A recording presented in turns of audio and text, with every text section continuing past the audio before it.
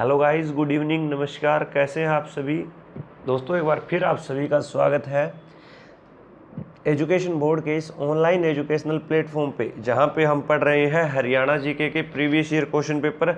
हमारे already 11 lecture हो चुके हैं दोस्तों। आज हमारा 12वां लेक्चर है, जिसमें हम कुछ महत्वपूर्ण एमसीक्यूज को फिर से कवर करेंगे। चलिए शुरुआत करते हैं पहले क्वेश्चन के साथ कि बताइए स्काई लार्क, काला अम्ब और ब्लू जे पर्यटन स्थल हरियाणा के किस शहर में स्थित है? तो अगर आप बात करें दोस्तों स्काई लार्क की, काला अम्ब की या ब्लू जे के बारे में, तो इसमें आपको नाम दिया गया है समालखा। तो आप सभी जानते हैं कि सर इसने आपको एक हिंट दे दी। और ये समालखा कहाँ पे पड़ता है? ये हरियाणा के पानीपत जिले में पड़ता है दोस्तों। नाम आया है काला अम्ब का, तो आप याद रखेंगे ये काला अम्ब वही है जहाँ पर पानीपत की तीसरी लड़ाई हुई थी। कौन सी लड़ाई हुई थी?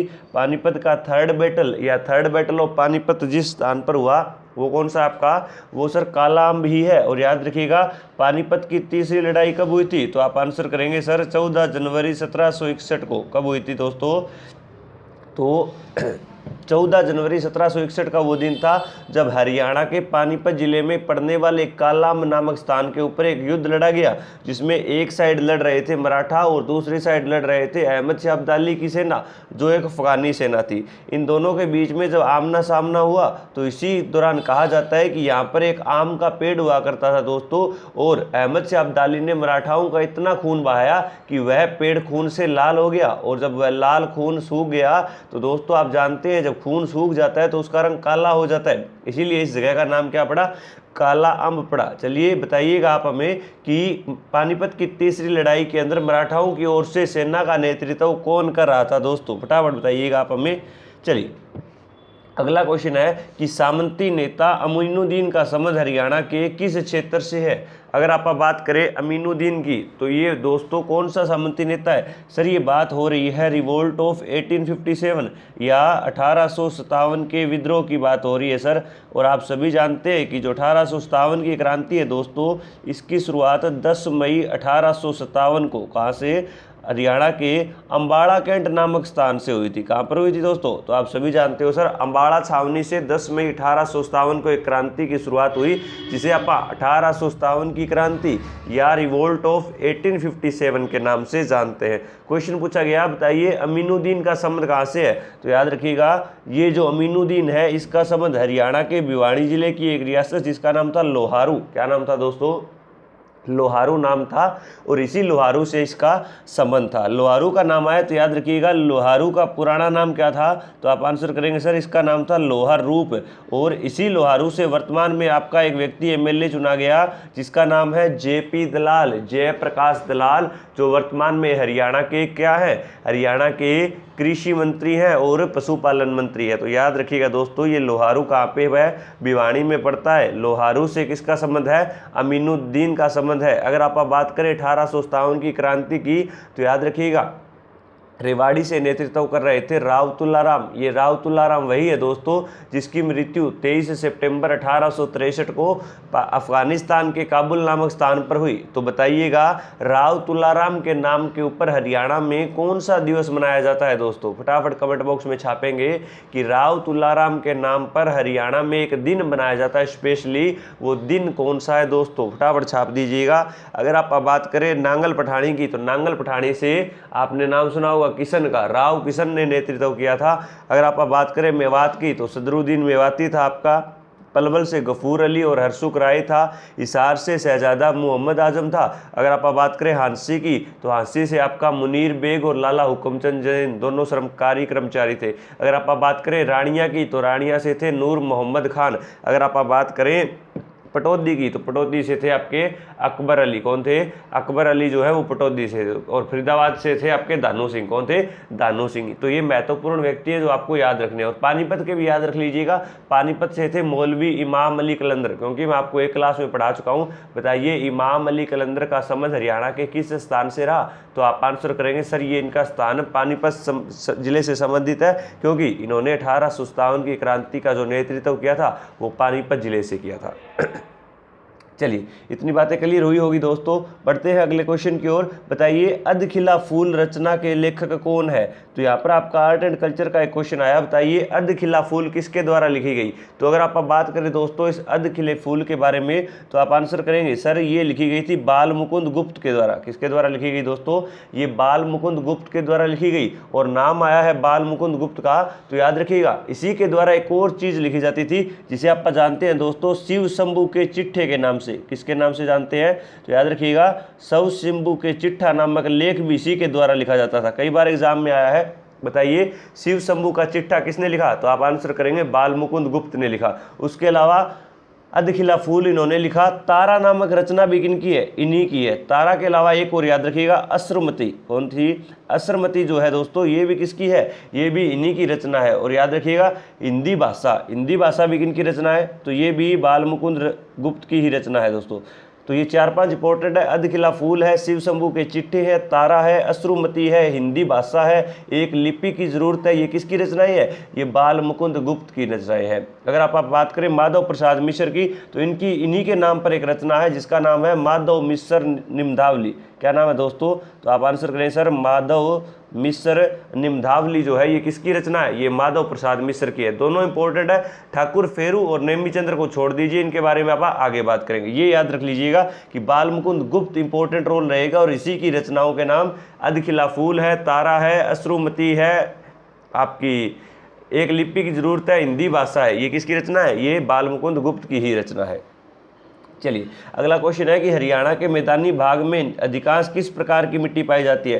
तो याद रखिएगा हरियाणा के अंदर आप जानते हो सबसे ज़्यादा मैदानी भाग है। इसके अंदर अगर आप बात करें पहाड़ियों की, तो शिवालिक पहाड़ियाँ जो 1.69% भाग पर फैली हुई है। और अगर आप अरावली की बात करें जो 3.09% भाग पर फैली हुई है। बाकी जो है आपका वो कौन सा मैदान है, वो मैदानी भाग है। और मैदानी भाग के अंदर कौन सी मिट्टी पाई जाती है, पीले भूरे रंग की उपजाऊ मिट्टी पाई जाती है। कौन सी मिट्टी पाई जाती है दोस्तों, पीले भूरे रंग की उपजाऊ मिट्टी पाई जाती है। याद रखिए मैदान की बात आई है तो आप एक बात का आंसर करेंगे कि बताइए घग्गर नदी के द्वारा जो मैदान बनाए जाते हैं वो क्या कहलाते हैं, और मारकंडा नदी के द्वारा जो मैदान बनाए जाते हैं वो क्या कहलाते हैं। फटाफट कमेंट बॉक्स में छापिएगा घग्गर के द्वारा बनाए गए मैदान और मारकंडा नदी के द्वारा बनाए गए मैदान दोस्तों क्या कहलाते हैं।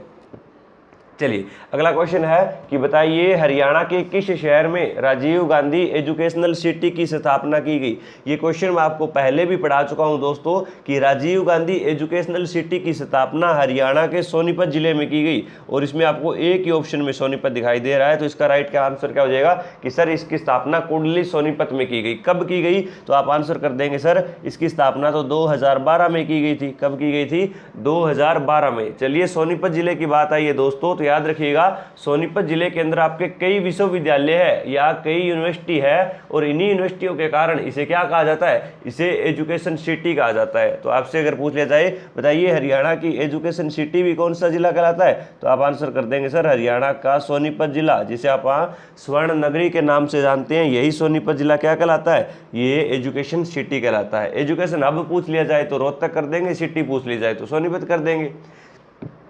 चलिए अगर आप बात करें कि सोनीपत जिले में आपके और कौन कौन सी चीज़ें हैं, तो याद रखिएगा यहीं पर दीनबंधु छोटूराम यूनिवर्सिटी पड़ती है, जिसे आप DCRUST के नाम से जानते हैं, जिसकी स्थापना 1987 के अंदर एक बीटेक कॉलेज के रूप में हुई थी दोस्तों। यहाँ पर आपकी एक और यूनिवर्सिटी है जिसका नाम ओम प्रकाश जिंदल के नाम पर रखा गया। तो OP जिंदल यूनिवर्सिटी भी कहाँ पे आपकी, वो भी सोनीपत में है। यहाँ पर आपका एक महिला विश्वविद्यालय भी है जिसका नाम है भगत फूल सिंह महिला विश्वविद्यालय। तो आपसे पूछा जाएगा बताइए भगत फूल सिंह महिला विश्वविद्यालय जो है इसे यूनिवर्सिटी कब बनाया गया, तो 2014 में। हरियाणा का पहला महिला विश्वविद्यालय भी कौन सा था, तो यही था भगत फूल सिंह महिला विश्वविद्यालय, जिसकी स्थापना 2014 में यूनिवर्सिटी के रूप में हुई थी। और याद रखिएगा यहीं पे पड़ती है दोस्तों आपकी भीमराव अंबेडकर यूनिवर्सिटी, जिसकी स्थापना 2019 में हुई। और ये हरियाणा की पहली लॉ यूनिवर्सिटी है दोस्तों। कौन सी यूनिवर्सिटी है ये, हरियाणा की पहली आपकी वकालत की पढ़ाई करवाने वाली यूनिवर्सिटी भी कौन सी हो जाएगी, तो वो भी आपकी यही हो जाएगी। चलिए इतनी बातें याद रखेंगे। अगला क्वेश्चन है कि हरियाणा में मारा गाँव जगमग गाँव कौन सा नाम आया दोस्तों, मारा गांव जगमग गांव जो है ये योजना कब शुरू की गई। अब आप बात कर चुके हैं जब मैंने आपको बताया था कि हरियाणा के अंदर 1970 के अंदर करनाल का ही एक गांव था जिसका नाम था उचाणी गांव। और इसी उचाणी गांव से एक शुरुआत हुई थी जिसे आप बोलते हैं गांव गांव में बिजली पहुंचाने का कार्यक्रम। कहाँ से? गांव गांव में बिजली पहुंचाने की शुरुआत की गई। और कमेंट बॉक्स में बताइएगा कि ये शुरुआत किस सीएम के समय हुई या किस सीएम के समय हरियाणा के गांव गांव में बिजली पहुंची थी। फटाफट कमेंट बॉक्स में छापिएगा आप लोग। तब तक बात करते हैं आपा मारा गांव जगमग गांव। तो याद रखिएगा सबसे पहले तो दोस्तों कि मारा गांव जगमग गांव योजना जो है इसका उद्देश्य था कि प्रत्येक जो भी हमारा गांव है हरियाणा के अंदर उसके 24 घंटे जो है बिजली उपलब्ध करवाई जाए। इसी उद्देश्य से एक योजना शुरू की जिसका नाम था मारा गांव जगमग गांव। और याद रखिएगा इसकी शुरुआत 1 जुलाई 2015 को हुई थी दोस्तों। कब हुई थी? 1 जुलाई 2015 को। और आपसे पूछा भी गया था कि बताइए प्रदेश के सभी गाँवों में बिजली पहुँचाने या बिजली उपलब्ध करवाने वाला प्रथम जिला कौन सा था? तो आप आंसर कर देंगे सर इसी योजना के तहत वो जिला था पंचकुला जिला। कौन सा जिला था? पंचकुला जिला। और आप सभी जानते हैं जो पंचकुला जिला है दोस्तों ये 15 अगस्त 1995 को बना था। कब बना था? 15 अगस्त 1995 को आपका ये बना था। इसी के अलावा आप याद रख लीजिएगा कि कई बार आपसे पूछा जाता है कि हरेड़ा क्या है?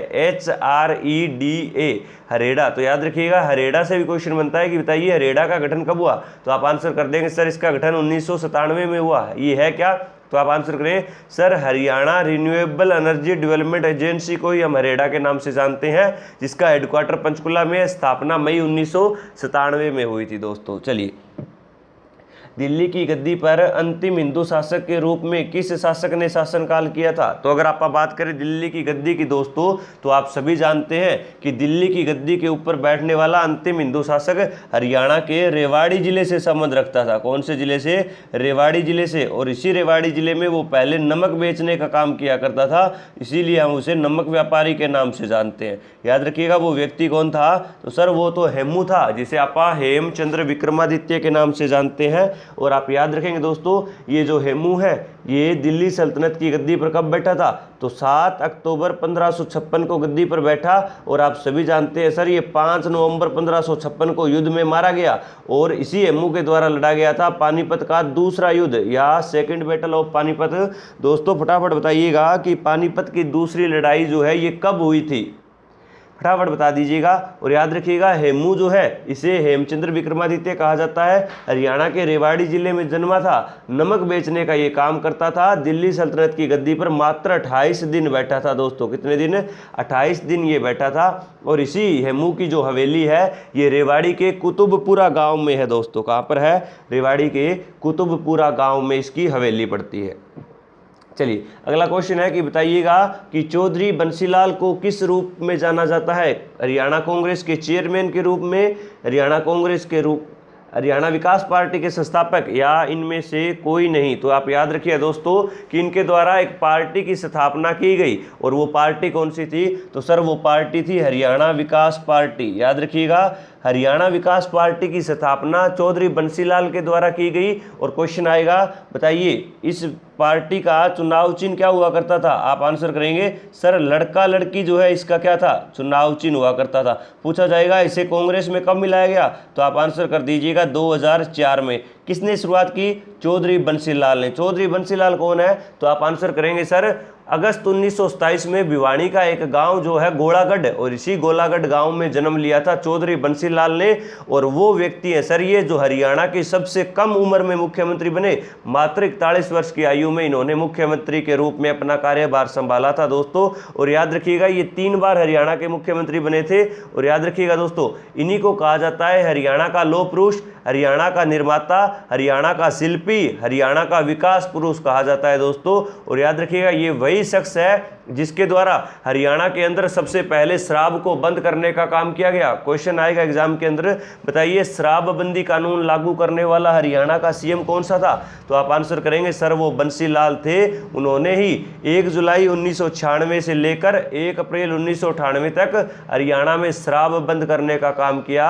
और इसी बंसीलाल के नाम पर एक नहर का भी नाम रखा गया जिसे आप जुई नहर के नाम से जानते हैं दोस्तों। किस नाम से? तो जुई नहर को ही बंसीलाल नहर कहा जाता है। और इसी बंसीलाल के समय में एक और काम हुआ था दोस्तों, उन्होंने 1970 के अंदर जो हरियाणा की दूसरी राजकीय भाषा थी दोस्तों, उसे तमिल बनाया था। तो क्वेश्चन आएगा, बताइए हरियाणा की दूसरी राजकीय भाषा तमिल बनाने का काम किसके द्वारा किया गया? तो आप आंसर करिएगा सर, वो चौधरी बंसीलाल ही थे। सारी बातें क्लियर हुई? तो याद रखिएगा चौधरी बंसीलाल के बारे में कि भिवानी में जन्मे थे, गोलागढ़ गांव में, हरियाणा के सबसे कम उम्र में मुख्यमंत्री बने, 3 बार मुख्यमंत्री बने थे। और याद रखेंगे कि इन्हीं के समय में शराबबंद हुई, इन्हीं को लौह पुरुष, विकास पुरुष, हरियाणा का निर्माता, हरियाणा का शिल्पी, विकास पार्टी के संस्थापक थे। लड़का लड़की चुनाव चिन्ह था। 2004 में इसे कांग्रेस ने अपने अंदर मिला लिया और इन्हीं के नाम पर एक नहर, जिसे आप जूही नहर बोलते हैं दोस्तों। सारी बातें छप गई होगी।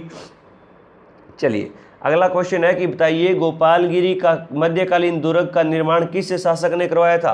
दोस्तों पहले तो आपको पता होना चाहिए जो गोपालगिरी का किला ये कहाँ पर पड़ता है? तो ये पड़ता है दोस्तों आपका गुरुग्राम व दिल्ली की सीमा पर। कहाँ पर पड़ता है दोस्तों? तो आप आंसर करेंगे सर ये तो गुरुग्राम और दिल्ली की सीमा पर पड़ता है। कहाँ पर पड़ता है? सीमा पर पड़ता है। अब पूछा गया है कि इसका निर्माण किसने करवाया था? तो आप आंसर करेंगे सर इसका निर्माण करवाने वाला व्यक्ति था बलवन। कौन था? गयासुद्दीन बलवन के नाम से जिसे आप जानते हो, इसी बलवन के द्वारा निर्माण करवाया गया था गोपालगिरी के किले का। बलवन का नाम आया दोस्तों, तो याद रखिएगा इसी बलवन ने 1265 के अंदर एक नीति अपनाई थी जिसे आप आयरन एंड ब्लड पॉलिसी के नाम से जानते हैं। किस नाम से जानते हैं? आयरन एंड ब्लड पॉलिसी या लोहे एवं रक्त की नीति के नाम से जानते हैं। और याद रखिए दोस्तों इस नीति या इस पॉलिसी को इसने क्यों अपनाया था?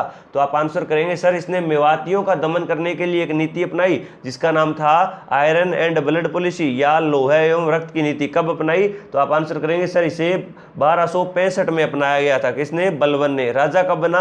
1266 में राजा बना, 1286 तक टाइम पीरियड रहा, 1287 में इसकी मृत्यु हो गई थी। तो याद रखिएगा बलवन एक महत्वपूर्ण किरदार रहेगा। क्वेश्चन आएगा बताइए बलवन किस वंश का शासक था? तब आप आंसर करेंगे सर बलवन गुलाम वंश का शासक था। किस वंश का था? गुलाम वंश का। बाबर के बारे में आप सभी जानते हैं कि बाबर प्रसिद्ध है सर पानीपत के पहले युद्ध के लिए। फटाफट कमेंट बॉक्स में छाप दीजिएगा पानीपत की पहली लड़ाई किस किस के बीच हुई और कब हुई थी दोस्तों। फटाफट कमेंट बॉक्स में छाप दीजिएगा सारे के सारे कि फर्स्ट बैटल ऑफ पानीपत कब लड़ा गया और किस किस की सेना के बीच लड़ा गया। हुमायूं के बारे में अगर आप बात करें तो याद रखिएगा ये हुमायूं वही है जो 2 बार राजा बना। पहली बार 1230 से 1240 तक, बाद में सूरवंश का आक्रमण हुआ और उसी के बाद ये 1255 से लेकर 1256 तक रहा। और इसी हुमायूं की एक मस्जिद पड़ती है जो हरियाणा के फतेहाबाद जिले में पड़ती है। क्वेश्चन आएगा बताइए हुमायूं की मस्जिद कहाँ पर स्थित है? आप आंसर करेंगे फतेहाबाद। हर्षवर्धन की अगर आप बात करें दोस्तों, जिसे आप शिलादित्य के नाम से जानते हैं, जिसे हम विद्वानों का आश्रयदाता के नाम से जानते हैं, जिसे शिलादित्य या विद्वानों का आश्रयदाता कहा गया दोस्तों। और यही व्यक्ति वो है कि जिसके द्वारा क्या किया गया? तो सर इसी हर्षवर्धन के समय में क्या हुआ था? महामोक्ष परिषद हुआ करती थी। कुंभ मेले का आयोजन इसने किया, अपने साम्राज्य में मांस पर प्रतिबंध लगाया और इसी के ही 4 दरबारी हुआ करते थे दोस्तों। 2 दरबारियों के नाम छाप दीजिएगा आप लोग फटाफट कि हर्षवर्धन के जो दरबारी थे वो कौन कौन थे और उनकी पुस्तकें कौन कौन सी थी। फटाफट कमेंट बॉक्स में छप जाना चाहिए इतनी देर में तो आपका। चलिए बढ़े अगले क्वेश्चन की ओर कि बताइए हरियाणा में सर्वाधिक साक्षरता वाला जिला कौन सा है? तो आप सभी जानते हो पढ़े लिखों की जब भी बात आती है तो स्मार्ट सिटी की बात होती है और हरियाणा का कौन सा जिला हो जाएगा? वो गुरुग्राम जिला है जो सबसे ज़्यादा साक्षरता है। तो सबसे कम साक्षरता पूछ ली जाए तो आप आंसर कर देंगे सर सबसे कम साक्षर लोग कहाँ के हैं? तो सबसे कम जो साक्षर लोग हैं वो मेवात के हैं। कहाँ के हैं? मेवात के हैं। दोनों बात याद रखिए, सबसे ज़्यादा पढ़े लिखों की बात होगी तो गुरुग्राम की बात है और सबसे कम की बात होगी तो मेवात की बात होगी दोस्तों। चलिए अगला क्वेश्चन है कि मुझे तो संपूर्ण भारत की भूमि चाहिए। कितने भारत की? मुझे तो थोड़ी बहुत जमीन से काम नहीं चलेगा, मुझे तो पूरे के पूरे भारत की भूमि चाहिए। और ये बात किसके द्वारा कही गई दोस्तों? आपसे पूछा गया है कि मुझे संपूर्ण भारत की भूमि चाहिए, ये बात किसने कही थी? तो अगर आप बात करें इस बात की कि ये बात किसने कही तो आप लोग जानते हैं दोस्तों ये बात कही गई थी पंडित नेकीराम शर्मा के द्वारा। किसके द्वारा कही गई? पंडित नेकीराम शर्मा। अंग्रेजों ने जब देखा कि हरियाणा का एक बहुत ही बढ़िया नेता या राजनेता जिसका नाम था नेकीराम शर्मा, और इसी नेकीराम शर्मा को जब लालच दिया गया अंग्रेजों के द्वारा कि आपको हम 500 बीघा जमीन देंगे, आप उस जमीन पर खेती करिए और जिंदगी को बड़े मजे से गुजारिए, तब पंडित नेकीराम शर्मा ने एक बात कही दोस्तों कि मुझे 500 बीघे जमीन नहीं चाहिए, मुझे तो संपूर्ण भारत की भूमि चाहिए। इसीलिए पंडित नेकीराम शर्मा प्रसिद्ध हुए इस कथन के लिए, और इसका राइट आंसर हो जाएगा पंडित नेक्कीराम शर्मा। चलिए, नेक्कीराम शर्मा का नाम आया तो 2-4 बातें आपको जरूर बताएंगे हम।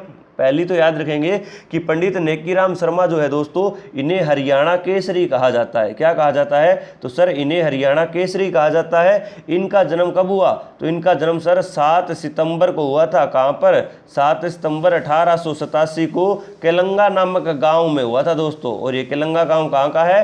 भिवानी का है। और भिवानी ऑप्शन में नाम मिले तो क्या करके आओगे? रोहतक में करके आओगे। याद रखिएगा 7 सितंबर 1887 को केलंगा गांव भिवानी में ये जन्मे थे। और इन्होंने ही पहले विश्व युद्ध, आप सभी जानते हैं कि 1914 से 18 के बीच जब प्रथम विश्व युद्ध चल रहा था दोस्तों, तो उसी प्रथम विश्व युद्ध के अंदर इन्होंने महात्मा गांधी के सैन्य भर्ती अभियान का विरोध किया था। एग्जाम में क्वेश्चन आएगा, बताइए महात्मा गांधी के सैन्य भर्ती अभियान का विरोध करने वाला हरियाणा का कौन सा व्यक्ति था? तो आप आंसर करेंगे सर वह व्यक्ति कौन था? तो वह पंडित नेक्कीराम शर्मा ही था। अगर आप बात करें पंडित नेक्कीराम शर्मा की, तो इनके द्वारा दोस्तों एक समाचार पत्र निकाला जाता था जिसका नाम था संदेश। क्या नाम था? तो संदेश था। याद रखिएगा कि संदेश नामक समाचार पत्र भी कहां से निकलता था? ये भिवानी से निकलता था। सप्ताह में एक बार निकलता था। और याद रखिएगा दोस्तों, इनकी मृत्यु कब हुई? तो 8 जून 1956 को पंडित नेक्कीराम शर्मा की क्या हुई थी? मृत्यु हुई थी। इतनी बातें छप गई होगी दिमाग में आपके।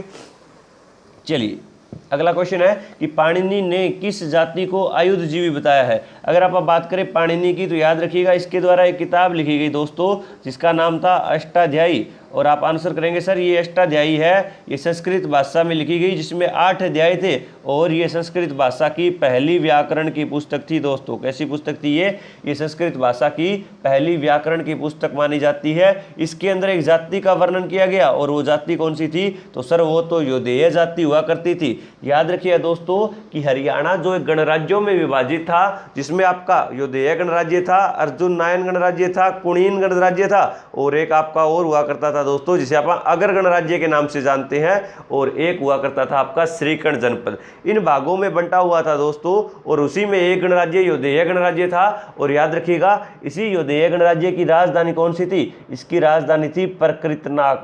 प्रकृतनाक कहाँ पे पड़ता है? आंसर करेंगे सर हरियाणा के भिवानी जिले में। बताइएगा दोस्तों वर्तमान में प्रकृतनाक का नाम क्या रखा गया है? फटाफट कमेंट बॉक्स में छाप दीजिएगा कि वर्तमान में आप भिवानी में प्रकृतनाक को किस नाम से जानते हैं। फटाफट छापिएगा आप लोग। अगर आप बात करें इस योधेय की, तो आप जानते हैं कि ये जो योधेय है ये कौन था? ये युधिष्ठिर का ही बड़ा बेटा था। और याद रखिएगा योधेय का मतलब क्या होता है? इसका मतलब होता है सर बहादुर या साहसी या लड़ाकू होता है। चलिए, इतनी सी बातें आप याद रखें।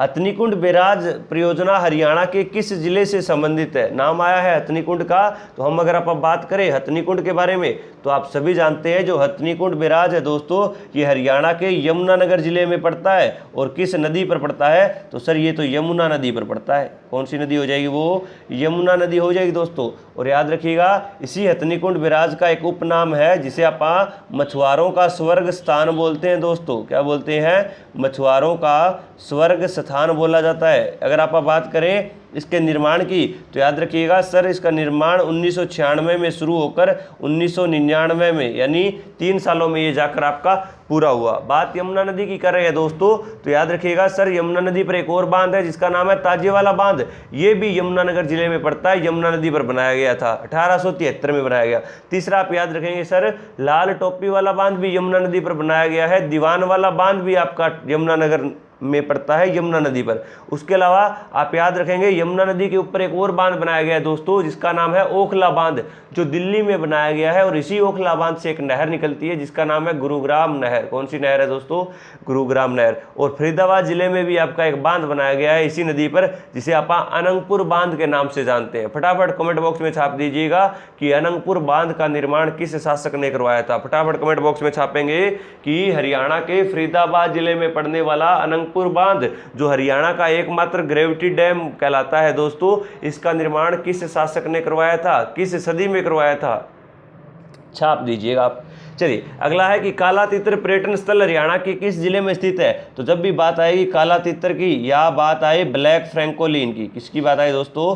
ब्लैक फ्रैंकोलिन की। ये ब्लैक फ्रैंकोलिन क्या है दोस्तों? तो आप जानते हो कि काला तितर को आप ब्लैक फ्रैंकोलिन के नाम से जानते हैं। और ये क्या है? ये हरियाणा का राजकीय पक्षी है। क्या है? ये हरियाणा का राजकीय पक्षी है। तो आप लोग फटाफट छाप दीजिए कि हरियाणा का राजकीय पशु कौन सा है। फटाफट कमेंट बॉक्स में छाप दीजिए कि हरियाणा का राजकीय पशु कौन सा है। और काला तितर कहाँ पाया जाता है? हरियाणा के सिरसा जिले में सबसे ज्यादा काला तितर पाया जाता है। और इसी काला तितर के लिए प्रसिद्ध आपका एक अभ्यारण्य हुआ करता था जिसका नाम था अबूब शहर। क्या नाम था?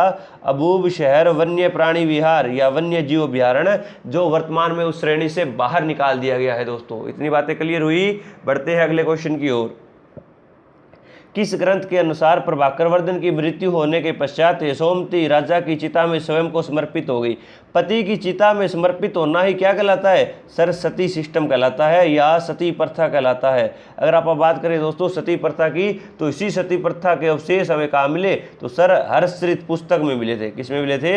हर्षचरित। और अगर आप बात करें हर्षचरित की, किसने लिखी थी? बाण भट्ट ने लिखी थी दोस्तों। किसने लिखी थी? बाण भट्ट ने। मालविका अग्निमित्रम की बात करें दोस्तों, तो इसके अंदर एक प्रेम कहानी है, एक लव स्टोरी बताई गई। और ये मालविका और अग्निमित्रम शुंग की आपस की जो लव स्टोरी है दोस्तों, ये लिखने का काम किया था कालिदास ने। किसने किया था? कालिदास ने। तो याद रखिएगा क्वेश्चन आएगा, मालविका अग्निमित्रम प्रेम कथा किसने लिखी?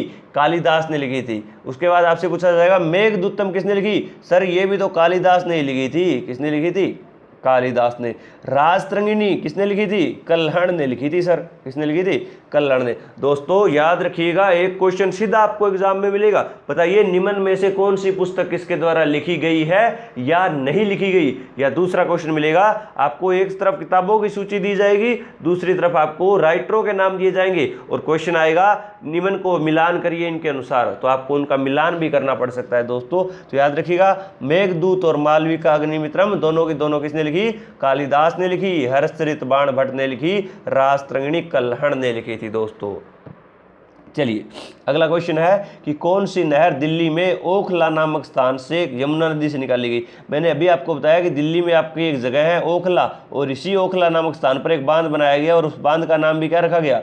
ओखला बांध रखा गया। और इसी ओखला बांध से हरियाणा के अंदर एक नहर आती है दोस्तों, और उसी नहर का नाम क्या है? उसका नाम है सर गुरुग्राम नहर, जिसे आप गुड़गांव नहर के नाम से जानते हैं। गुड़गांव नहर कितने जिलों में सिंचाई करती है? 4 जिलों में। कौन कौन से? पहला गुरुग्राम, दूसरा मेवात, तीसरा पलवल, चौथा फरीदाबाद। इन्हीं 4 जिलों में सिंचाई करने का काम जिस नहर से किया जाता है दोस्तों, वो है आपकी गुरुग्राम नहर। भाखड़ा नहर की अगर आप बात करें तो पंजाब के अंदर आपका एक बांध बनाया गया जिसका नाम है भाखड़ा नांगल बांध, और इसी से आपकी एक नहर निकलती है जिसे आप भाखड़ा नहर के नाम से जानते हैं। पूर्वी यमुना नहर जो है दोस्तों, ये हरियाणा के ताजेवाला बांध से निकलती है। कहाँ से?